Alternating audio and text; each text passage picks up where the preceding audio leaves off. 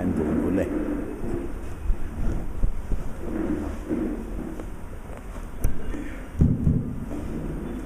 സമയമായെന്ന് തോന്നുന്നു അല്ലേ?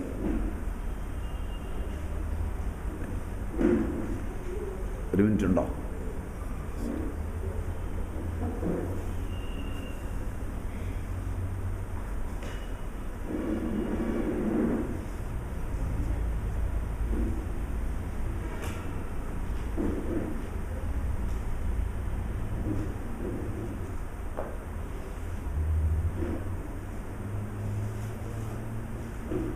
ശ്രീഹരിം പരമാനന്തമുപദേഷ്ടാരമീശ്വരം വ്യാപകം സർവലോകാനാം കാരണം തം ഭജമ്യ. ശങ്കരം ശങ്കരാചാര്യം കേശവം ബാദരായണം സൂത്രഭാഷ്യകൃതൗ വന്ദേ ഭഗവന്തൗ പുനഃ പുനഃ. സദാശിവസമാരംഭാം ശങ്കരാചാര്യമധ്യമാം അസ്മദാചാര്യപര്യന്താം വന്ദേ ഗുരുപരമ്പരാം. ബോധാനന്തം ച കല്യാണം അനന്തമാത്മജം സച്ചിദാനന്ദമാത്മജം അച്യുതാനന്തഗുരും.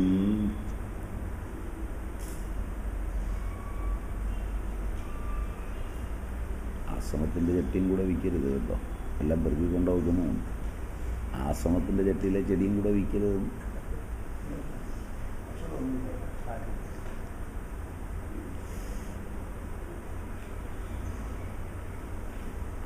ഏത് ശ്ലോകം വരെ എടുത്തേ? 25 അല്ലേ? 25 കഴിഞ്ഞു.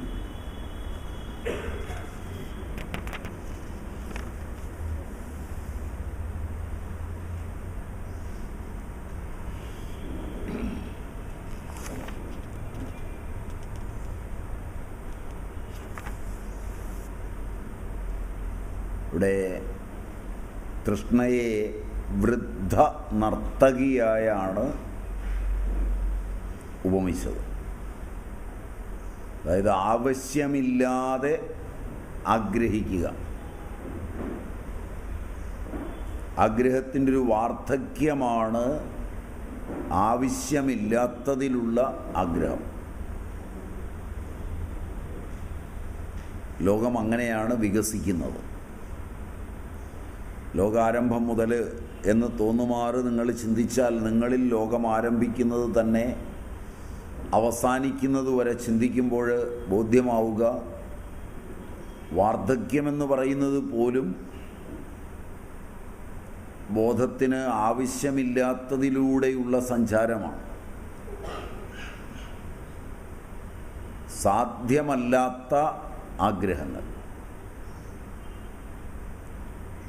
ആഗ്രഹങ്ങൾ സാധിതപ്രായമാകുമോ എന്ന ചിന്തയില്ല. ആഗ്രഹങ്ങൾ എന്താണ് എന്നൊരപഗ്രഥനമില്ല.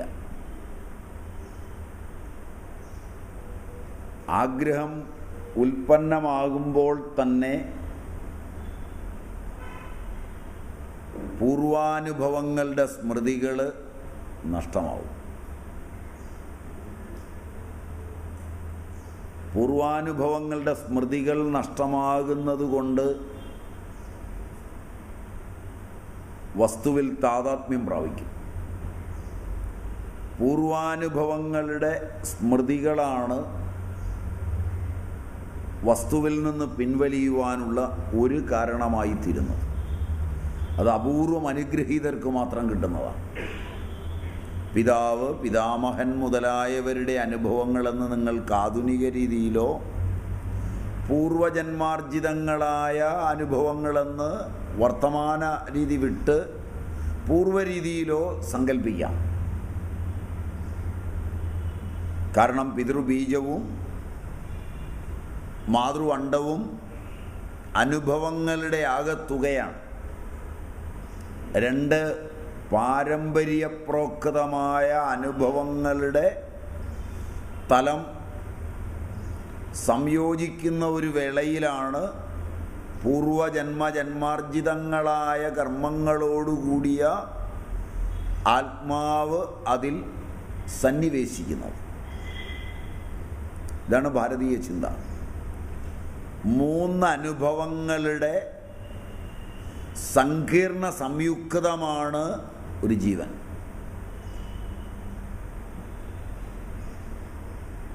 ഇങ്ങനെയാണ് അതിനെ പ്രാചീനർ പഠിക്കുന്നത്. 2 ഇപ്പോൾ സമ്മതമാണെന്ന് തോന്നുന്നു. Am I right?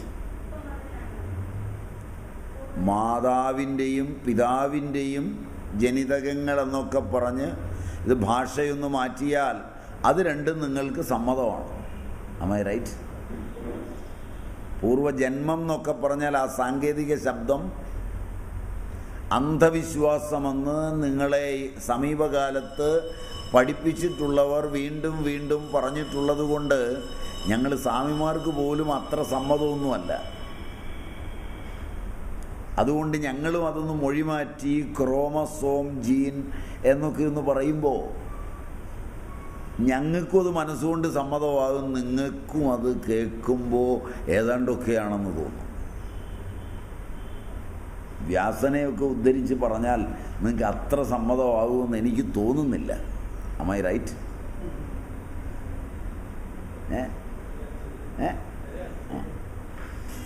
എനിക്കാണെങ്കിൽ ആ പണി അത്ര ഇഷ്ടമല്ല. അതുകൊണ്ടാണ്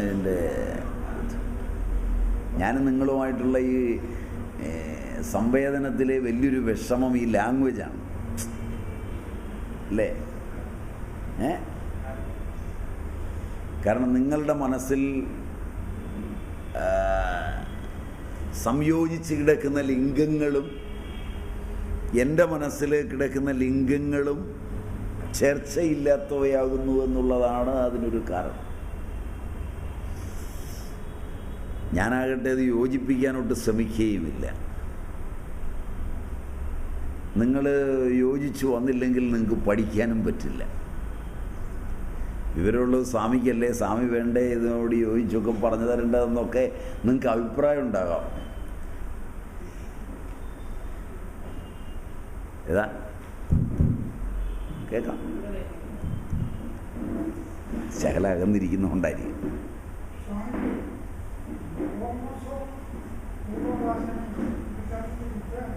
അതൊക്കെ എക്സാക്റ്റ് പദങ്ങളല്ല.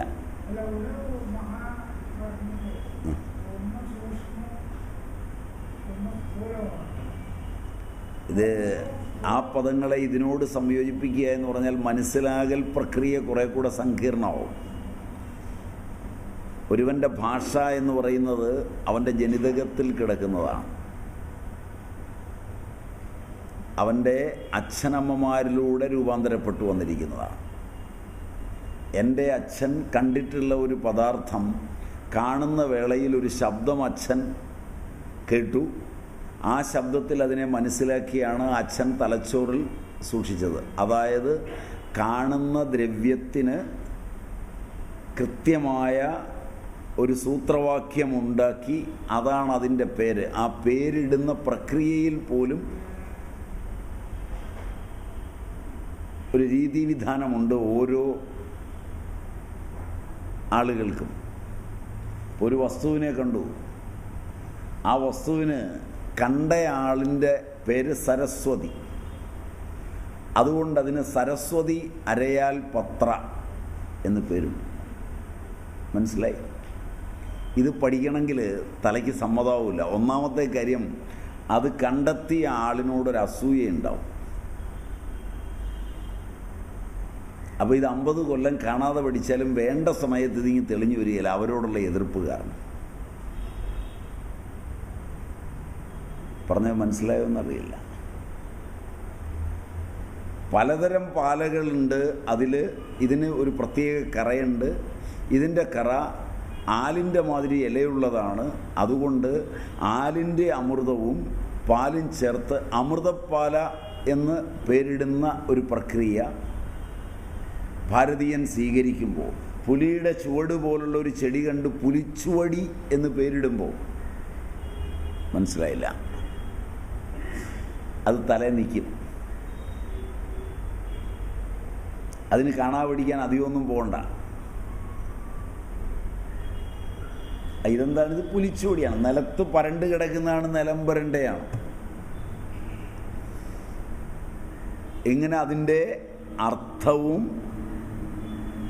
അതിൻ്റെ രൂപവും, ചിലത് രൂപം നോക്കിയായിരിക്കും പറയുന്നത്,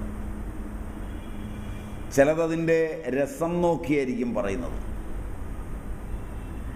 ചിലതതിന് പ്രകൃതിയുമായുള്ള ബന്ധം നോക്കിയായിരിക്കും പറയുന്നത്, ചിലതതിൻ്റെ പ്രഭാവമായ അത്ഭുതം നോക്കിയായിരിക്കും പറയുന്നത്. അപ്പോൾ ഇങ്ങനെയാണ് ഭാഷ ഭാരതീയർ രൂപപ്പെടുത്തിയെടുത്തിട്ടുള്ളത്. സംസ്കൃതമായാലും ഇതര ഭാരതീയ ഭാഷകളായാലും ഇത് ഈ രീതിയിൽ പഠിച്ചു വന്ന പാരമ്പര്യത്തിന് മനസ്സിലാകുമ്പോൾ വ്യക്തിക്ക് പ്രാധാന്യം കൊടുത്ത് കണ്ടെത്തിയവൻ്റെ പേരിട്ട് വിളിക്കുന്ന സമ്പ്രദായത്തിൽ വളർന്നു വന്ന പാശ്ചാത്യന് ഇത് പഠിക്കാൻ ബുദ്ധിമുട്ടുണ്ടാവും. മനസ്സിലായോ എന്നറിയില്ല. അത് പഠിക്കാൻ നമുക്കും ബുദ്ധിമുട്ടുണ്ട്. ഏതാണ് നല്ലത് ഏതാണ് മോശം അതെനിക്ക് അഭിപ്രായമില്ല. നിങ്ങൾക്ക് പറഞ്ഞ് മനസ്സിലായോ എന്നറിയില്ല. എനിക്ക് ഒറ്റ അഭിപ്രായമേ ഉള്ളൂ, എനിക്ക് നല്ലത് ഇതാണ്.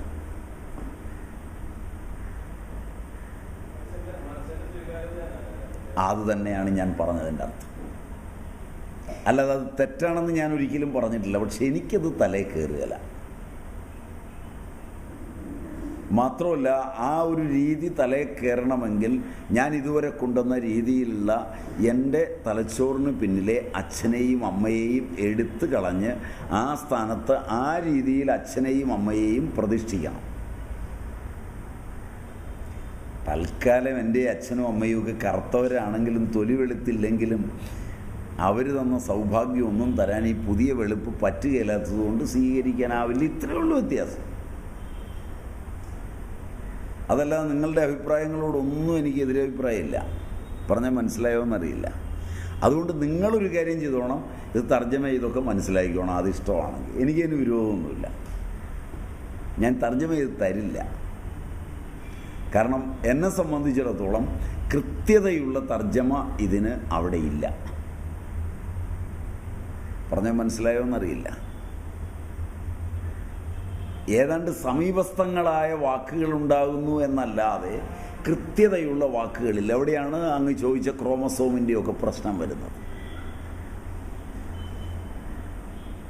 ഏകദേശാർത്ഥത്തിൽ സുശ്രുതൻ, ബീജം, ബീജഭാഗം, ബീജഭാഗ അവയവം എന്നതിനോട് ഏകദേശം യോജിക്കുന്നതാണ് സ്പെം അല്ലെങ്കിൽ ഓവം, ക്രോമസോം, ജീൻ.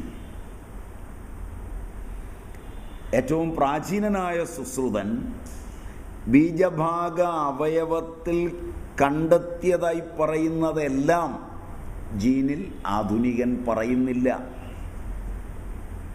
അതുകൊണ്ടാണ് ഏകദേശം എന്ന പദം ഉപയോഗിച്ചത്. അവർ വ്യക്തമായി നിർവഹിച്ചിട്ടുണ്ട്.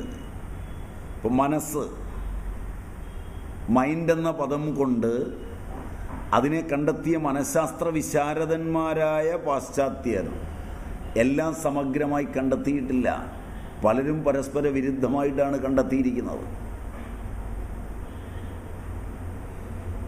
മനസ്സിനെക്കുറിച്ചുള്ള പഠനങ്ങളിൽ ഫ്രോയിഡ് നിൽക്കുന്നിടത്തല്ല യങ് നിൽക്കുന്നത്, യങ്ങും ഫ്രോയിഡ് നിൽക്കുന്നിടത്തല്ല ഹൈദഗർ നിൽക്കുന്നത്.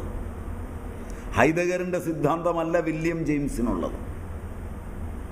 പറഞ്ഞത് മനസ്സിലായോ എന്നറിയില്ല. നേരെ മറിച്ച് സുശ്രുതനെയോ ചരകനെയോ വാഗ്ഭടനെയോ ഭേളനെയോ നൈയായികനെയോ സാഖ്യനെയോ എടുത്താൽ ഒന്നിൻ്റെ വികാസമാണ് അടുത്തതിൽ കാണുന്നത്. പറഞ്ഞത് മനസ്സിലായോ എന്നറിയില്ല. അതിനൊരു പരമ്പരയുണ്ട്. മറ്റതാകട്ടെ ഒന്നിൻ്റെ നിരാകരണമാണ് അറിവ്. നിങ്ങൾക്കിങ്ങനെ പറഞ്ഞാൽ മനസ്സിലാവുമോ എന്നറിയില്ല. ഞാൻ മനസ്സിലാക്കിയിട്ടുള്ളിടത്തോളവും ഞാൻ പഠിച്ചിട്ടുള്ളിടത്തോളവും പരിമിതമായേ എനിക്കറിയുള്ളൂ. ആധുനികരും പൗരാണികരും തമ്മിലുള്ള അന്തരം പൗരാണികതയിൽ ഒരു പാരമ്പര്യ വിജ്ഞാനത്തിൻ്റെ വികാസം വ്യക്തിയുടെ വികാസത്തോടൊപ്പം പ്രായം, വ്യക്തിയുടെ അനുഭവങ്ങൾ, വ്യക്തിയുടെ പരിസരങ്ങളുമായുള്ള ബന്ധങ്ങൾ, ഇവയുടെയൊക്കെ അടിസ്ഥാനത്തിൽ ക്രമികമായൊരു വികാസം ഈ ശാസ്ത്രശാഖകളെല്ലാം തമ്മിലുണ്ട്.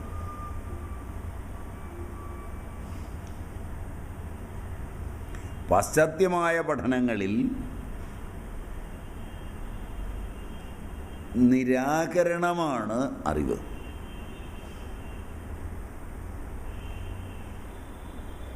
അതുകൊണ്ട് ആ അറിവിലൂടെ സഞ്ചരിക്കുമ്പോൾ തലമുറകളുടെ അന്തരം ശക്തമായി അനുഭവപ്പെടും.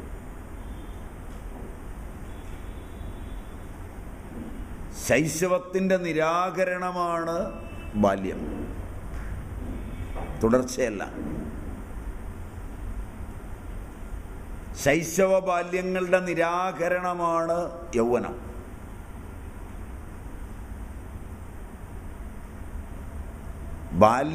ശൈശവ ബാല്യ കൗമാര യൗവനങ്ങളുടെ നിരാകരണമാണ് വാർദ്ധക്യം.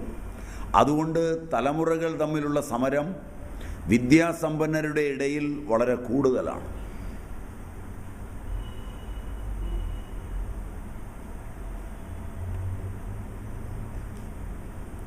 പഴയ രീതിയിൽ വളർന്ന ഒരു അമ്മ കുഞ്ഞേ എന്ന് തൻ്റെ യുവാവായ മകനെയും കുമാരനായ മകനെയും ബാല്യത്തിലിരിക്കുന്ന മകനെയും ശൈശവത്തിലിരിക്കുന്ന മകനെയും കുഞ്ഞേ എന്ന് വിളിക്കുമ്പോൾ കുഞ്ഞും അച്ഛനും അമ്മുമ്മയും അപ്പൂപ്പനുമെല്ലാം വിദ്യാഭ്യാസമുള്ളിടത്ത് വാടാ പോടാ സംസ്കാരത്തിലേ വിളിക്കുകയുള്ളൂ.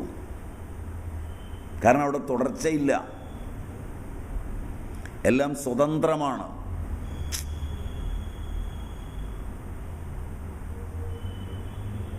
നിങ്ങൾ എന്നോട്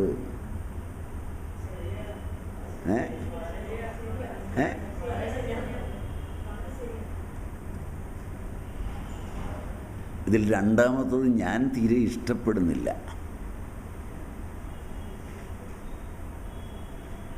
നല്ലതായിരിക്കാം, അതിനെക്കുറിച്ചൊന്നും എനിക്കെതിരെ അഭിപ്രായമില്ല. ഞാൻ ഇഷ്ടപ്പെടുന്നില്ല എന്ന് മാത്രമേ ഉള്ളൂ. അല്ല, നിങ്ങളത് ഇഷ്ടപ്പെടുന്നുണ്ട്, അന്യർക്കൊക്കെ ഇഷ്ടപ്പെടുന്നില്ല.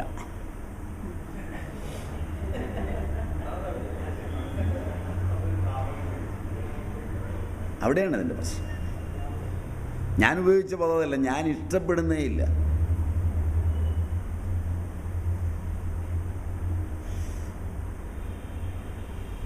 ഇവിടെയൊക്കെയാണ് നമ്മൾ തമ്മിലുള്ള ഈ ഡിഫറൻസ് ഓഫ് ഒപ്പീനിയൻ കിടക്കുന്നത്. അതൊക്കെ വളരെ സൂക്ഷ്മ തലങ്ങളിൽ ഡിഫറൻസാണ്. സ്ഥൂല തലങ്ങളിൽ വലിയ വ്യത്യാസമൊന്നുമില്ല. കപ്പ എങ്ങനെ കഴിക്കണം, കാപ്പി എങ്ങനെ കുടിക്കണം, അതിലൊക്കെ നമ്മളെല്ലാം ഒരുപോലൊക്കെ തന്നെയാണ്. അതിലൊന്നും എനിക്ക് അഭിപ്രായ വ്യത്യാസം നിങ്ങളോടില്ല. ഗോതമ്പ് പരത്തിയ ചപ്പാത്തി ഉണ്ടാക്കുന്നു, അതിലൊന്നും നമ്മൾ ഇതുവരെ ഒരു അഭിപ്രായ വ്യത്യാസവും രേഖപ്പെടുത്തിയിട്ടില്ല.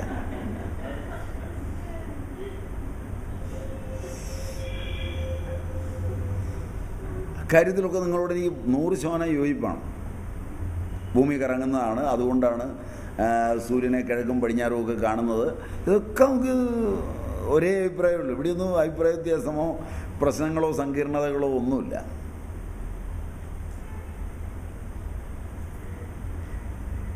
നമുക്ക് അഭിപ്രായ വ്യത്യാസമുള്ള മേഖലകൾ മനസ്സിൻ്റെ തലങ്ങളിലേക്ക് വരുമ്പോഴുള്ള വ്യത്യാസം. ശാരീരിക തലങ്ങളിലൊന്നും അഭിപ്രായ വ്യത്യാസത്തിന് യാതൊരു പ്രസക്തിയില്ല.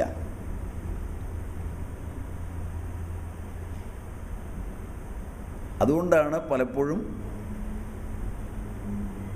നിങ്ങൾക്ക് യോജിച്ചു പോകാനായിട്ട് പ്രയാസം വരുന്നത്. എന്നാലും ഇതൊന്ന് കിട്ടുന്നത് നല്ലതാണെന്നുള്ള തോന്നലും.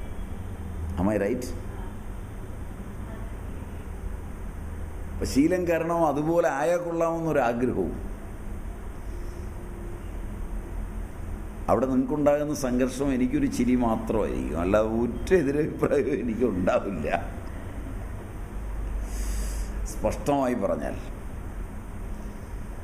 അതുകൊണ്ട് ശാസ്ത്രം പഠിക്കുമ്പോൾ പരമാവധി അവരുപയോഗിച്ച പദങ്ങൾ തൃഷ്ണ എങ്ങനെയാണ് അനാവശ്യമായതിൽ വന്നു ചേരുന്നത്, അതാണ് വാർദ്ധക്യ കാരണമായി തന്നെ തീരുന്നത്.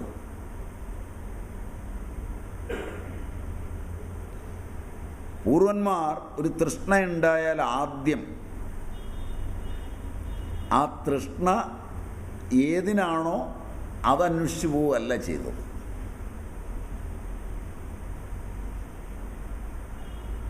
ഇതെവിടെ നിന്നാണ് വന്നത്, എന്തിനാണ് വന്നത് എന്ന് മെല്ലെ അകത്തേക്ക് തിരിയുകയാണ്. ചില കാര്യങ്ങളിലുള്ള തൃഷ്ണ നമ്മൾ അകത്തേക്ക് തിരിയുമ്പോൾ തന്നെ അപഗ്രഥനം തുടങ്ങി ഇനി നിന്നിട്ട് കാര്യമില്ല എന്ന മട്ടിൽ പിന്തിരിയും. വേറെ ഒന്നും ചെയ്തില്ല, ഒരു കാര്യവും സമ്പാദിക്കാൻ പോയില്ല. ആദ്യം എന്തിനാണ് ഈ ആഗ്രഹം, ആർക്കു വേണ്ടി, എന്തിനു വേണ്ടി, എന്തുദ്ദേശിച്ച്, ഇത്തരം ചോദ്യങ്ങളെല്ലാമാണ് ശീലം പഠിച്ചു വച്ചിട്ടുള്ളത്. ഈ ചോദ്യങ്ങളൊന്നും പഠിച്ചിട്ടില്ല എങ്കിൽ, ശീലമില്ല എങ്കിൽ ആഗ്രഹം ഉൽപ്പന്നമാകുന്ന നിമിഷം തന്നെ സ്മൃതി മറയും, ബുദ്ധി മാറി നിൽക്കും. അഥവാ ബുദ്ധി ആഗ്രഹത്തെ അനുകൂലിക്കും.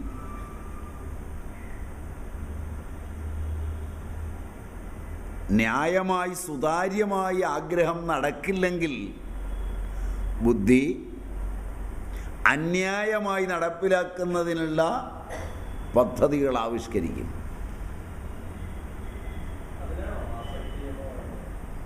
തൃഷ്ണ എന്നാണ് അതിന് ഈ പുസ്തകം പറയുക. ആസക്തി എന്ന പദം ഉപയോഗിക്കാം, അഭിനിവേശം എന്ന പദം ഉപയോഗിക്കാം, ഒക്കെ റൈറ്റാണ്. അതിനോട് സമാന പദങ്ങളാതല്ല. ഇത് വന്നു കഴിയുമ്പോൾ നിങ്ങൾ നോക്കിയാൽ കാണാം, ഇപ്പം നോക്കിയാലും കാണാം. ഇന്നലെ ഇന്നുമായിട്ട് ഒരുപാട് സ്ഥാപനങ്ങൾ അടിച്ചു പൊളിച്ച് കളഞ്ഞിരിക്കുകയാണ്. ഇത് രാജ്യത്തിലെ ജനങ്ങളുടെ ആവശ്യമൊന്നുമല്ല. ഇത് അടിച്ചു പൊളിച്ചവരാരും ഈ റിപ്പോർട്ട് പോലും ഒന്നും വായിച്ചിട്ടുമില്ല. ഏറ്റവും വിചിത്രമായ സത്യം, ഇതിനെക്കുറിച്ച് ചർച്ച ചെയ്യുമ്പോഴും എന്താണ് റിപ്പോർട്ട് എന്ന് പോലും അറിയില്ല. നിങ്ങൾക്കും അറിയില്ല, എനിക്കും അറിയില്ലാത്ത ഒരു കാര്യമാണ്. Am I right? ഇതിലുള്ള സാമർഥ്യം ഇന്ത്യക്കാർക്ക് മാത്രമേ ഉള്ളൂ.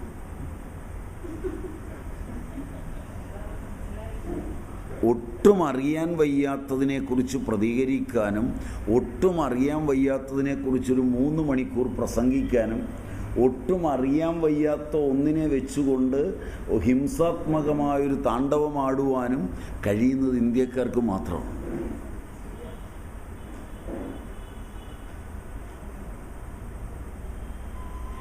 യാതൊന്നും അറിയാൻ വയ്യാത്ത ഒരു കാര്യത്തിലാണ് ഒരു ഭാര്യ വീട്ടിൽ ചിലപ്പം വഴക്ക് തുടങ്ങുന്നത്, ചട്ടിയും കലവും ഒക്കെ പൊട്ടുന്നത്, കുടുംബ ബന്ധങ്ങൾ തകരുന്നത്, ഇറങ്ങി ഓടുന്നത്,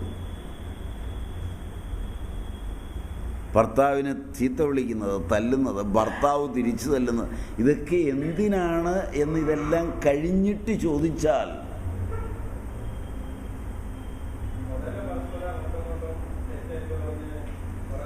തെറ്റ് ഏറ്റുപറയലൊന്നുമില്ല. കാരണം എന്താ വെച്ചാൽ വീണ്ടും വേറൊരു തൃഷ്ണ വന്ന് ഈ കഴിഞ്ഞ കാര്യങ്ങളെ മൂടിയിട്ട് തൽക്കാലം വീണ്ടും ഒന്നിച്ചു പോവുകയാണ്. നിങ്ങൾ ജീവിക്കുന്നത് മുഴുവൻ തൃഷ്ണയുടെ ആകരങ്ങളിലാണ്.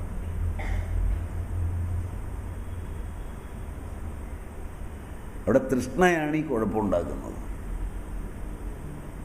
തൃഷ്ണ നിങ്ങളുടെ ബോധത്തെ എത്ര കളയുന്നു, അതാണ് ശ്രദ്ധിക്കേണ്ടത്.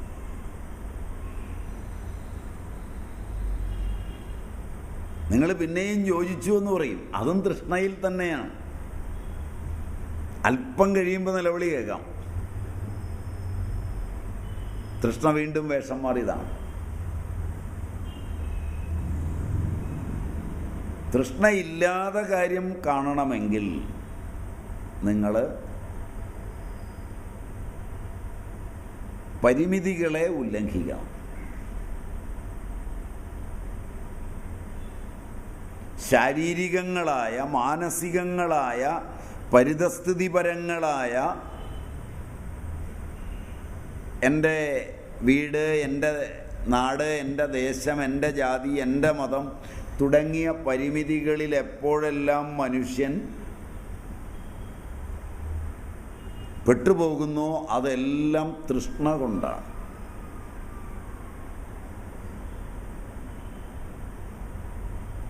നിങ്ങളിൽ ഏതൊരാളെ എടുത്താലും ഇപ്പം ഇരിക്കുന്നവരെ എടുത്ത് പഠിച്ചാൽ നിങ്ങളേതെങ്കിലും വീട്ടിലെ ആളാണ് എന്നുള്ളത് കൊണ്ട് ഇന്ന് വരെ ഒരു കാര്യവും നടന്നിട്ടില്ല. ശരിയാണോ എന്ന് ആലോചിച്ച് നോക്കുക. ഞാൻ ഇന്ന വീട്ടിലാണ് ജനിച്ചത് എന്ന പേരിൽ നിങ്ങൾക്കിതുവരെ കിട്ടിയിട്ടുള്ള ആനന്ദം അളന്നു നോക്കിയാൽ അത് പൂജ്യമാണ്. ഞാൻ ഇന്ന ജാതിയിലാണ് ജനിച്ചത് എന്ന് പറഞ്ഞാൽ നിങ്ങൾ ഏതെങ്കിലും ജാതി സംഘടനയുടെ നേതാവോ നേതാവിൻ്റെ മക്കളോ ആണെങ്കിലല്ലാതെ കാലണയുടെ പ്രയോജനം ഉണ്ടായിട്ടില്ല എന്ന് മാത്രമല്ല, കയ്യിൽ നിന്ന് അങ്ങോട്ട് പോയിട്ടേ ഉള്ളൂ. പിന്നെ നിങ്ങളെ അവിടെ പിടിച്ചു നിർത്തുന്ന ഏത് സാധനമാണ്? ആ ജാതി അഭിമാനത്തിൽ പിടിച്ചു നിർത്തുന്ന എന്ത് സാധനമാണ്? ഈ നഷ്ടമെല്ലാം വരുമ്പോഴും അതിനകത്ത് തന്നെ നിൽക്കണമെന്നുള്ള നിങ്ങളുടെ തോന്നലിന് പിന്നിൽ എന്താണുള്ളത്? 50 കൊല്ലം മാസോരി കൊടുത്തിട്ട് 50 കൊല്ലം പിരിവ് കൊടുത്തിട്ട് 50 കൊല്ലം കട്ടയുമക്കാൻ പോയിട്ട് 51ാമത്തെ കൊല്ലം ഈ പൈസ കൊടുക്കാൻ പറ്റാതെ നിങ്ങൾക്ക് വന്നാൽ നിങ്ങളുടെ കൊച്ചിൻ്റെ കല്യാണത്തിന് സംഘടിതമായി ഇവർ മുഴുവൻ പങ്കെടുക്കാതെ വരും. എന്നാൽ ഇവൻ 50 കൊല്ലം തന്നതാണ്, ഇപ്പോൾ പോയി സഹായിക്കാം എന്ന് വിചാരിക്കുന്ന ഒരു സംഘടനയും കേരളത്തിലുള്ളതായി എനിക്കറിയില്ല. അനുഭവമൊന്നും പറയരുതേ. സംഘടനക്കാർ ഇതിനകത്ത് ഇരിപ്പുണ്ടാവും, അവരെന്നെ തല്ലുവേ, നിങ്ങളെയല്ല. കൂടുതലാണ്. അതേ സമയത്ത് ഇതുമായി ഒരു ബന്ധവുമില്ലാത്ത ഇതിനെ നഖശികാന്ത എതിർക്കുന്നവൻ്റെ മകളുടെയോ മകൻ്റെയോ കല്യാണത്തിന് പോയി സംഘടനാ നേതാക്കന്മാർ അവിടെ ദാസീവേല ചെയ്യുകയും ചെയ്യും, സാർവലൗകികതയുടെ പേരിൽ. മുമ്പിലൂടെയാണ് നടന്നു പോകുന്നത്, നിങ്ങളുടെ മുമ്പിലൂടെ. അപ്പോൾ എന്താണ് നിങ്ങളെ അതിനകത്ത് പിടിച്ചു നിർത്തുന്നത്? തൃഷ്ണയാണ്. തൃഷ്ണ കണ്ടെത്താൻ വളരെ എളുപ്പമാണ്.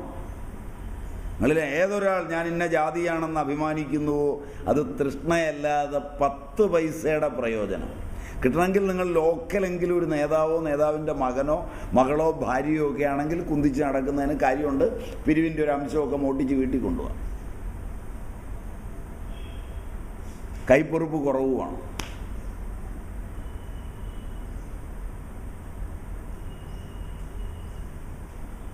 ഞാനിങ്ങനെ പച്ചയായിട്ട് പറഞ്ഞാൽ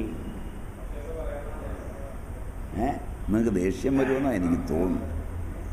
ഞാൻ പറഞ്ഞ എല്ലാം നിങ്ങൾ ഏത് മതത്തിൻ്റെ പ്രതിനിധിയാണെന്ന് അഭിമാനിക്കുന്നതും എൻ്റെ അറിവിൽ തൃഷ്ണ കൊണ്ടാണ്, ശാസ്ത്രം പഠിച്ചിട്ടല്ല.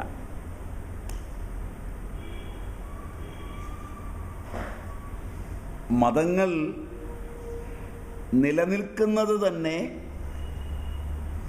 മാനവ തൃഷ്ണകളെ പ്രോജ്വലിപ്പിച്ചുകൊണ്ടാണ്. രാഷ്ട്രീയം, സാമൂഹ്യം, മതം, ജാതി, വർഗം, വർണ്ണം, ഭക്തി, വിശ്വാസം, ഇതിലെല്ലാം നിങ്ങൾ പ്രസ്ഥാനത്തിൽ പെടുന്നത് അവിടുന്ന് ഒരു അറിവ് ലഭിച്ച് സ്വതന്ത്രനാകാനല്ല,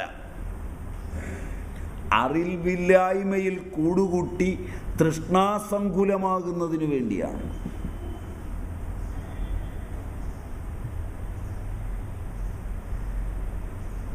തൃഷ്ണ മുഴുവൻ ഭാവനയിലുമാണ്.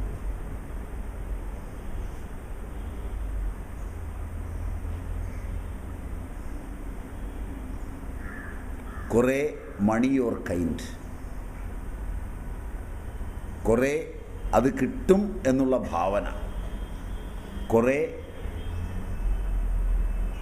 ഭൗതികേതരങ്ങളായ വലിയ അനുഗ്രഹങ്ങളോടുള്ള തൃഷ്ണയിൽ ചേർത്ത് വച്ചിട്ട് അതിൻ്റെ ഫലമായി ഇതൊക്കെ കിട്ടി എന്നുള്ള സങ്കല്പം.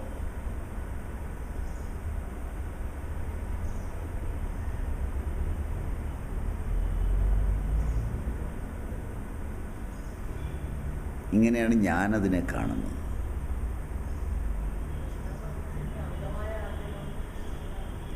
ആഗ്രഹം മിതം എന്നൊന്നുണ്ടോ? അതാണ് എൻ്റെ സംശയം.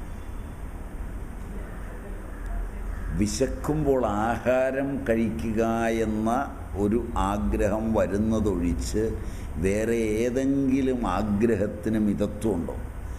അത് എന്ത് നല്ല ആഹാരമായാലും മടുക്കുമ്പോൾ നിർത്താറാകുന്ന ഒരു മിതത്വം അതിനുണ്ടെന്ന് വിചാരിക്കാം.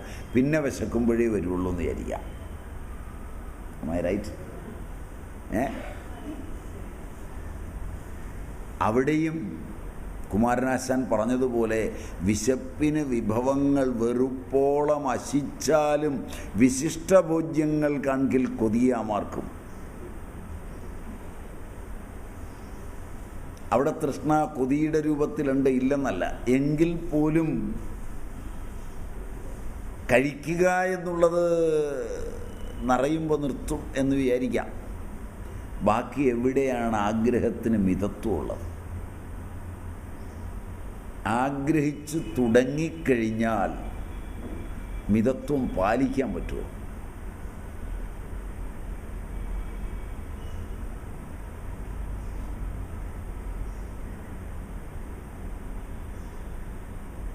എന്തെങ്കിലും ഒന്നിൽ ആഗ്രഹം തുടങ്ങിയാൽ ആ വസ്തുവിൻ്റെ ലഭ്യത കൊണ്ട് തൃപ്തി വരുമോ?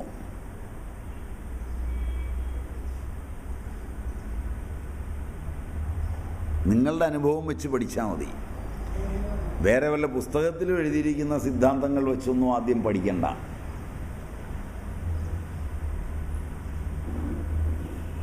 അങ്ങനെ കണ്ടിട്ടുണ്ടോ എവിടെയെങ്കിലും?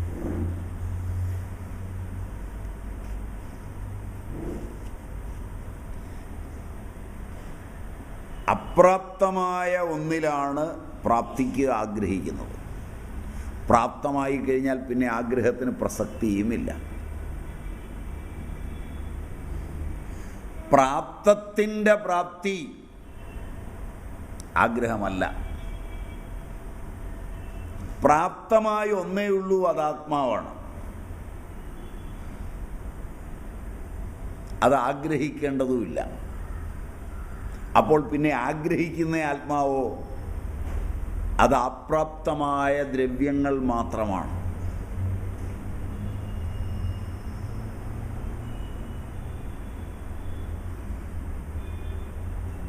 അപ്രാപ്തത്തിൽ മാത്രമേ ആഗ്രഹമുള്ളൂ. എനിക്ക് ആത്മാവിൽ ആഗ്രഹമുണ്ട് എന്നൊരുത്തൻ പറഞ്ഞാൽ അവിടുത്തെ ആത്മാവ് അപ്രാപ്തമാണ്, പ്രാപ്തമല്ല.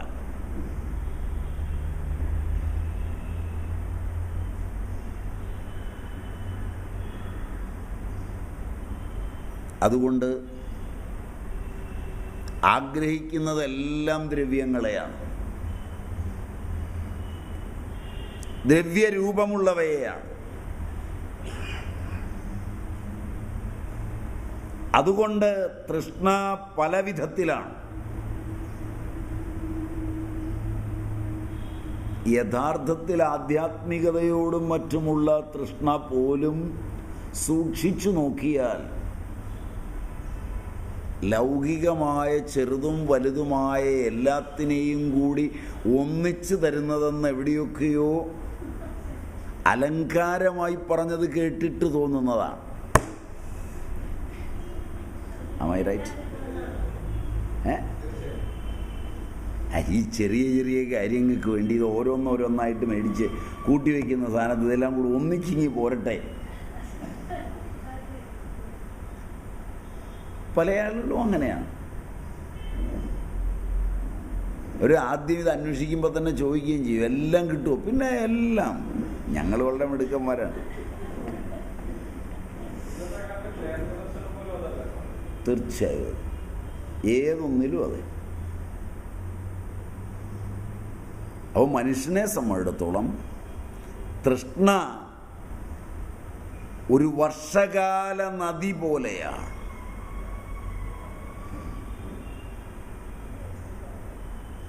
ഇത് എഴുതി വെച്ച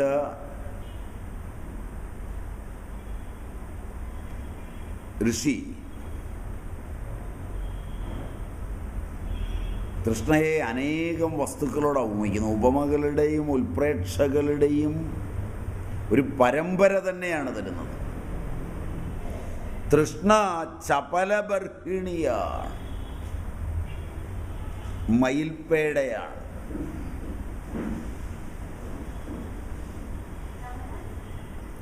ചപലബർഹിണി. തൃഷ്ണ പ്രാവിതരംഗിണിയാണ്.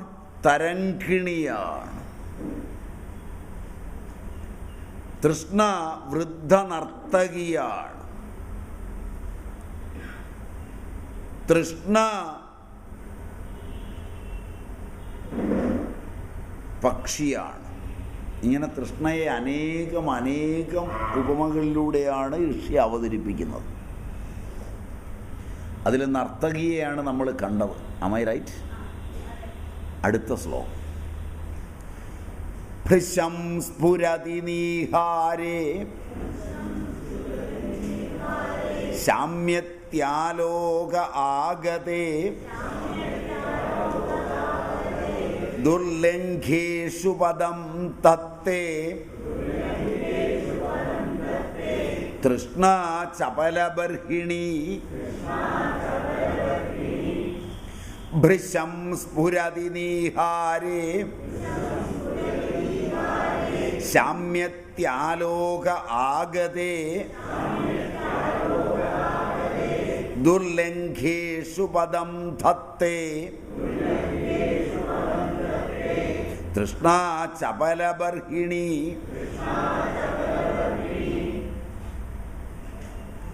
തൃഷ്ണ ചപലബർഹിണി നീഹാരേ ഭൃശം സ്ഫുരതി ആലോകേ ആഗതേ ശമ്യതി ദുർലംഘേഷു പദം തത്തേ.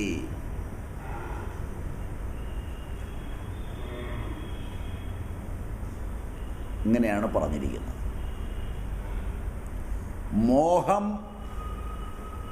വന്നു മൂടുമ്പോൾ ഉളവാവുകയും വിവേകമുദിക്കുമ്പോൾ നിഷ്പ്രഭമാവുകയും ചെയ്യുന്നതാണ് എല്ലാ തൃഷ്ണയും.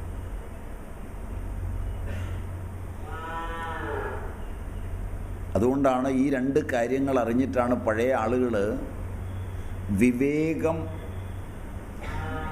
മുമ്പിലങ്ങ് നിർത്തണം എന്ന് തീരുമാനിച്ചു.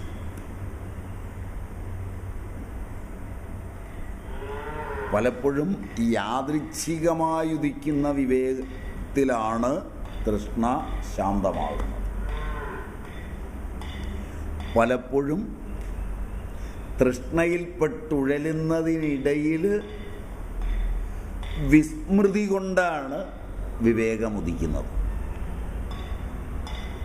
പലപ്പോഴും തൃഷ്ണയിൽപ്പെട്ടുഴലുമ്പോൾ ചുറ്റുപാടുകളുടെ ശബ്ദത്തിൽ നിന്നാണ് വിവേകമുദിക്കുന്നത്.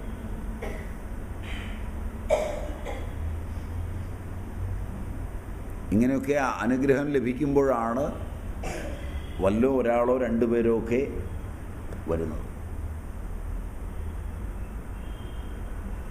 ലോകത്ത് വ്യക്തികൾ വിവേകികളായി തീർന്നിട്ടുള്ളത് മുഴുവൻ സ്വാനുഭവങ്ങൾക്കിടയിൽ പ്രകൃതി കളിച്ചപ്പോൾ ആണ് കൂടുതലായി.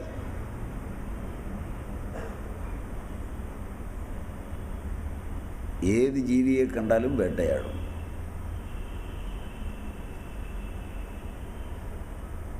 ഏത് വനത്തിൽ കയറിയും വേട്ടയാടും. തോക്ക് സ്വന്തമായുണ്ട്. അങ്ങനൊരു ടോമിയുടെ കഥയുണ്ട്. അയാൾ ഏത് വനത്തിൽ കയറിയും വേട്ടയാടും. എന്തിനേയും വെടിവെച്ച് തരും. തൃഷ്ണ അത്രയും കൂടുതലാണ്. ഒരു ദിവസം ഒരു കുരങ്ങിനെ വെടിവെക്കാനായിട്ട് തൊട്ടടുത്ത് കണ്ട് തോക്കെടുക്കുമ്പോൾ അതൊന്ന് തൊഴുതു.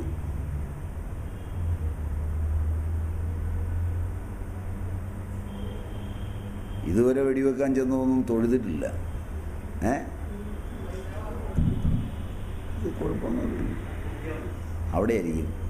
ഇവിടെ കുഴപ്പമൊന്നുമില്ല. കേൾക്കത്തില്ലേ?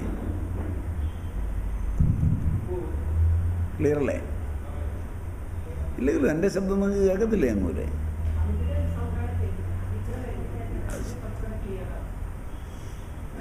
അപ്പോൾ ഇദ്ദേഹം വെടിവെക്കാനായിട്ട് തോക്ക് ഉയർത്തുമ്പോഴാണ് കുരങ്ങ് പതുക്കെ തൊഴുതത്. അദ്ദേഹത്തിൻ്റെ തലയിൽ തൻ്റെ ബന്ധുക്കളോ പരിചയക്കാരോ ആരോ തൊഴുന്നതായി തോന്നിയോ എന്ത് തോന്നിയെന്നറിയില്ല. അദ്ദേഹം വെടിവെക്കേണ്ടെന്ന് തീരുമാനിച്ചു. തോക്കും മത്സ്യമാംസാദികളും ഉപേക്ഷിച്ചു. നാട്ടുകാരെയൊക്കെ അഹിംസയിലേക്കും സത്യത്തിലേക്കും നയിക്കാൻ ഇറങ്ങിത്തിരിച്ചു. വനനശീകരണത്തിനെതിരെ 100,000 കേസുകളുണ്ട്. ജീവജാലങ്ങളെ സംരക്ഷിക്കേണ്ടതിൻ്റെ ആവശ്യകത പറഞ്ഞു. അപ്പോൾ ഇയാൾ പഠിപ്പിച്ച് ചെല്ലുമ്പോൾ ഒരുത്തൻ ചോദിച്ചത്, നിങ്ങളെ കണ്ടൊരു കുരങ്ങ് തൊഴുതു,